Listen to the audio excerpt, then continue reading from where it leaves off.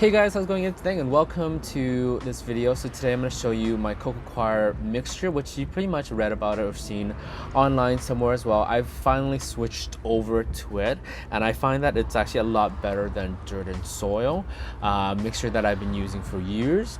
So yeah, I'm going to show you and I'm explaining why. Okay, so these are so this is Coco Coir right here. Coco Coir is actually a coconut husk byproduct. So you know when you drink your fancy coconut water, they had to get through the shell, and this is the trash byproduct of it. So instead of like throwing it out, they recycle it for other stuff like soil medium like this. This is the fine grounded one you can find on Amazon or pretty much anywhere at all. It comes looking like this, a solid chunk like this, and you just have to add water, leave it overnight, and it turns into this stuff, right? This stuff, which looks like dirt and soil. Like I said, this is what the garden center uses, or a lot of people use this as well. It looks like dirt, but it's really not. One of the many reasons why I like this is when you water it and when you try to like compress it, it really doesn't compress. Not only does it not compress, but in between it there's lots of airways for your roots, especially succulent roots, right? Succulent roots love drinking water, but what they hate about it is actually staying in water because they have no airway to breathe. So that's what happens with dirt and soil. Dirt and soil, when you water it, it compresses and it chokes the roots, and that's why you have root rot. So this allows your roots to breathe. Not only that, but it's very airy, so that way that there's more air coming in, which means that the medium itself dries much quicker. Even though it does retain water, it's still like moist, but it does allow your roots to breathe. That's why I like using it. So I switched over to a lot of my plants to it. Not only that, but at the same time, because it's not dirt and soil, you get rid of a lot of the soil parasitic that comes along with dirt and soil. I mean, there is still going to be like pests, but it's less, right? You can still manage them easier. Okay, so let's get into the soil mixture ratio. Okay, so usually you can have 1-to-1 ratio. So in here is akadama, not really that much, but akadama, pumice, turfus, and perlite. You can find all of that pretty much online as well, especially like perlite. Perlite you can find pretty much anywhere online, on Amazon, in your store. Pumice, akadama, and turfus, maybe not so much. If you can't find those ones, you can always definitely just use perlite itself. So you don't have to use all this. I use all this because I've had them from the previous soil mixture, and I just shifted out all the dirt, and then I get this stuff, right? So I get all this beautiful thing left over that I can use into my medium. So instead of throwing it out, just reuse it. Anyway, so what we're going to do is it's a 1-to-1 ratio. So 40% Coco Coir and 40% inorganic material. So if you don't have like pumice, turfus, you can use gravel, non-polished gravel, so it can't be smooth gravel. You can use that if you want. You can use any type of rocks and stone, as long as it's not smooth. It has to be porous.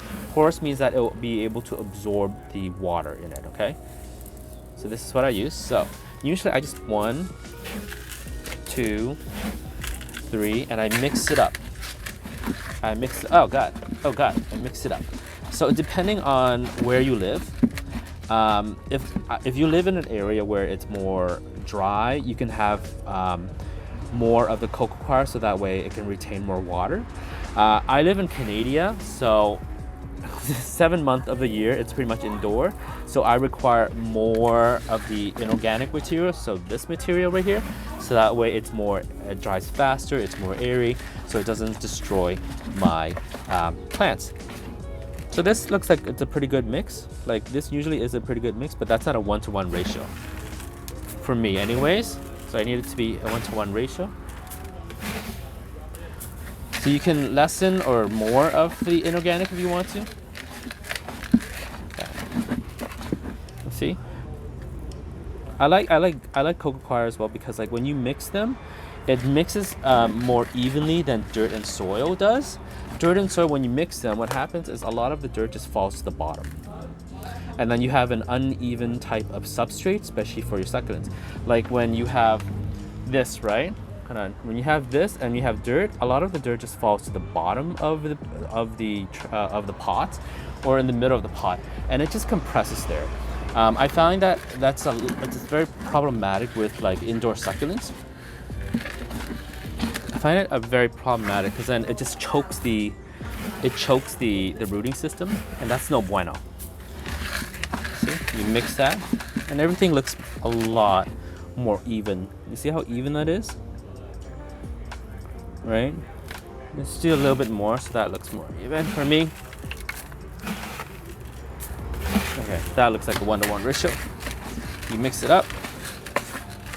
Okay, so 40-40, so that makes it 80%. Okay, so that looks nice. Okay, the last 20%, if you have the other stuff, so I actually like to put vermiculite in as well. So that's pretty much 5%, 10%. There you go. Whatever. I can't math properly, but I put vermiculite in to deter from the fungus or mold to grow. And a lot of people will be like, "Oh my God, you're adding more moisture to keep it." It's fine. 3 or 4 of my sellers use vermiculite in their mix, so it's because they don't want to have that fungus or mold that would appear in their roots or in their mixture. And it's actually really important because fungus, if there's fungus growing in your soil medium or on your roots, what can happen is that fungus ganates. I know it's pronounced gnats, but I like to use the word fungus ganates. Anyways, fungus ganates will be attracted to fungus, and they'll start eating your whole entire rooting system, and then your plant just dies. Or if it's a Haworthia or aloe or whatever, Gasteria, your whole entire rooting system just goes bye-bye. Plants are still there, but it just stunts it from growing. So this is why I use vermiculite. And because like if it retains too much moisture, you just add more of the inorganic, right? That's it. So that makes up to 90%. The last 10% is for your slow releasing fertilizer. So you can add it now or you can add it later, it doesn't really matter. 6% to the slow releasing fertilizer, and the last 4% if you have systemic type of insecticide, pesticide, you add it in.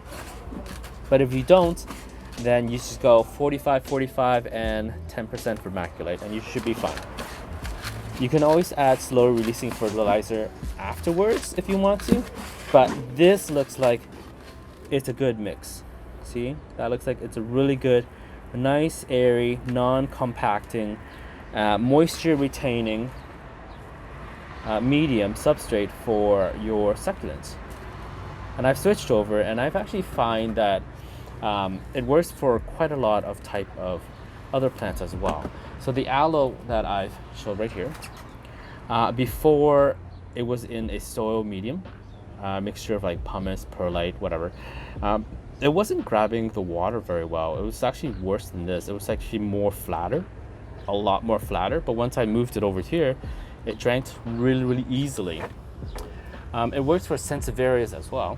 This is a Sensiveria Rorita variegata, and this is in this type of mixture right here, and it's plumped up really, really nicely too. So I guess it's a different soil medium if you want to use it. There's other ones you too, but this is what I currently use right now, and I'm gonna pretty much put my Agave attenuata variegata in it as well. Anyways, that is pretty much it for my soil mixture medium. I think I've mentioned everything. If not, just let me know. I might be able to answer it down in the questions below.